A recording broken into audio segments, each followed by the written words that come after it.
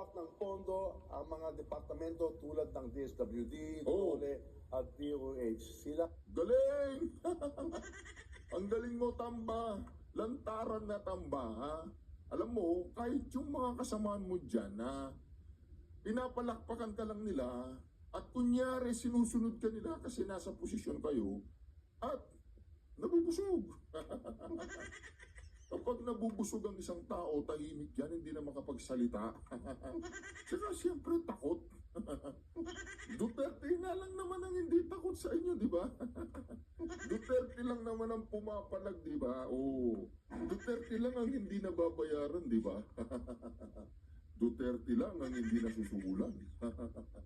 At Duterte lang ang hindi natatakot sa mga katulad ninyo, Tamba.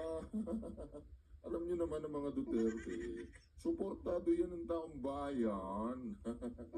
O sige, paano pa, Tamba? ang nagpapatakbo ng mga programa, hindi ang Kongreso.